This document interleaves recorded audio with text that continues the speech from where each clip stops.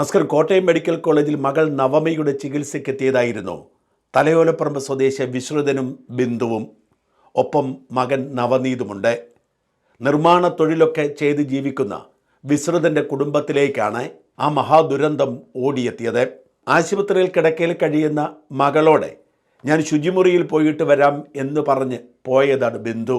അതിനിടയിലാണ് മെഡിക്കൽ കോളേജിൽ ഒരു കെട്ടിടം തകർന്നു വീണു എന്ന വാർത്ത മെഡിക്കൽ കോളേജിലെ സകല രോഗികളെയും കൂട്ടിരിപ്പുകാരെയും പരിഭ്രാന്തരാക്കുന്നത്. കെട്ടിടം തകർന്നു വീഴുമ്പോൾ പരിസരത്തുണ്ടായിരുന്ന ഒരു കുട്ടിയടക്കം 3 പേരെ പരിക്കുകളോടെ രക്ഷപ്പെടുത്തി. അപ്പോഴും ബിന്ദുവിൻ്റെ മകൾ നവമി കരഞ്ഞുകൊണ്ടിരിക്കുകയായിരുന്നു. എൻ്റെ അമ്മ ഫോൺ എടുക്കുന്നില്ല, പോയിട്ട് വന്നിട്ടുമില്ല എന്ന് പറഞ്ഞ് അവൾ വിലപിച്ചു. ഇതിനിടയിൽ ഓടിയെത്തിയ മന്ത്രി VN വാസവനും വീണ ജോർജും ഒരു കുഴപ്പവുമില്ല, ആളുകൾ ചികിത്സിക്കുന്ന സ്ഥലമേ അല്ല, ആളുകൾ അങ്ങോട്ട് പോവത്തേയില്ല, അത് ഉപേക്ഷിക്കപ്പെട്ട ഒരു കെട്ടിടമാണ്, വെറുതെ സർക്കാരിനെതിരെ ബഹളം വയ്ക്കുന്നവർ ഉണ്ടാക്കുന്ന കോലാഹലമാണ് എന്ന് പറഞ്ഞ് തടി തപ്പുകയാണ്. എന്നാൽ ബിന്ദുവിൻ്റെ മകൾ നവമി വിലപിച്ചുകൊണ്ടിരുന്നു. എൻ്റെ അമ്മ അവിടെ ഉണ്ടാവും, രക്ഷപ്പെടുത്തുക എന്ന് പറഞ്ഞ്. ആ കൂട്ടിരിപ്പുകാരൊക്കെ പറഞ്ഞു ഞങ്ങളൊക്കെ ഈ ശുചിമുറിയിൽ പോയാണ് കാര്യം സാധിക്കുന്നത്. പക്ഷെ മന്ത്രിമാർ സമ്മതിക്കുന്നില്ല. VN വാസവൻ ആവർത്തിച്ചു പറയുന്നു അവിടെയെങ്ങും ഒരു മനുഷ്യരുമില്ലെന്ന്. അങ്ങനെ നഷ്ടപ്പെട്ടത് 2.5 മണിക്കൂറാണ്.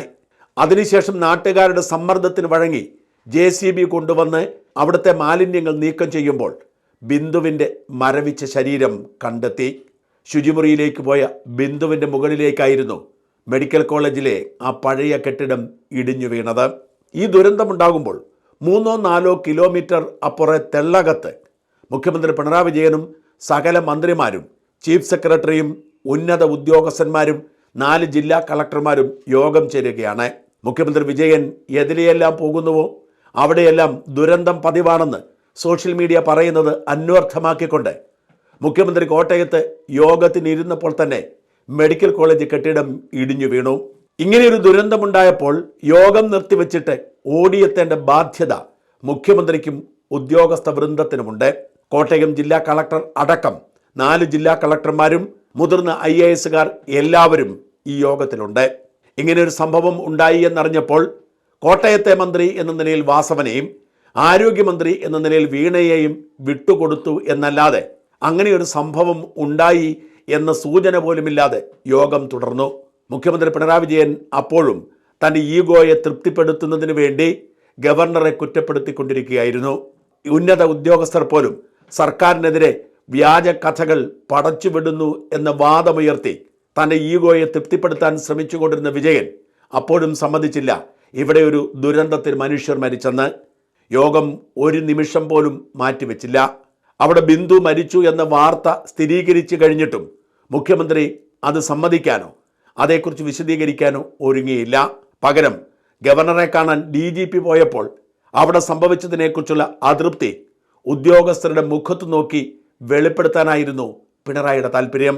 ഉന്നത ഉദ്യോഗസ്ഥന്മാർ സർക്കാരിൻ്റെ വിവരങ്ങൾ ചോർത്തിക്കൊടുക്കുന്നു എന്നതിനെക്കുറിച്ചായിരുന്നു പിണറായി വിജയന് ഖുണ്ഡിതം കൂടുതൽ. രാജാവ് പറയുന്നതിനപ്പുറത്തേക്ക് എന്തെങ്കിലും പറയാൻ ധൈര്യമില്ലാത്ത കുറേ ഉദ്യോഗസ്ഥന്മാരെ വിളിച്ചു ചേർത്ത് ആജ്ഞാപിക്കാനല്ലാതെ ഒരു ഗുണവുമില്ലാത്ത യോഗം പിരിച്ചുവിട്ട് മുഖ്യമന്ത്രി അപകട സ്ഥലത്ത് പോയിരുന്നെങ്കിൽ ഇതിലും അന്തസ്സുണ്ടാവുമായിരുന്നു. ബിന്ദുവിൻ്റെ മരണത്തിൻ്റെ വേദന തിരിച്ചറിയണമെങ്കിൽ എഞ്ചിനീയറിംഗ് പഠിക്കുന്ന മകൻ നവനീതിൻ്റെ വാക്കുകൾ കേൾക്കണം. എൻ്റെ അമ്മ ആരെയും ദ്രോഹിച്ചിട്ടില്ല, ആരോടും വാക്കുകൊണ്ടുപോലും മോശമായി പെരുമാറിയിട്ടില്ല, അമ്മയ്ക്ക് പകരം എന്നെ എടുത്താൽ പോരായിരുന്നോ എന്നാണ് നിസ്സഹായനായ ആ ചെറുപ്പക്കാരൻ ചോദിക്കുന്നത്. അതെ, സർക്കാർ ആശുപത്രിയുടെ അവസ്ഥ ഇങ്ങനെയൊക്കെയാണ്.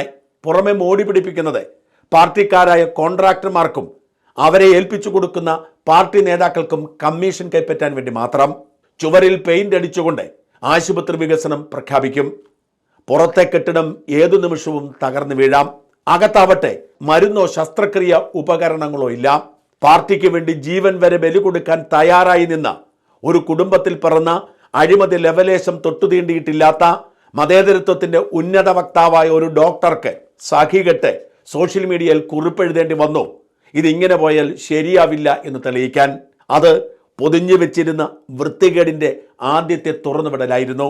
ഇവിടെയെല്ലാം ഭദ്രമാണ്, ഇവിടെ ഒന്നും കുഴപ്പമില്ല എന്ന നുണ പറഞ്ഞ് ജനങ്ങളെ പറ്റിച്ച് വോട്ടുറപ്പിച്ചുകൊണ്ടിരുന്ന പിണറായിക്കേറ്റ ഏറ്റവും വലിയ തിരിച്ചടിയായിരുന്നു ഡോക്ടർ ഹാരിസിന്റെ വെളിപ്പെടുത്തൽ.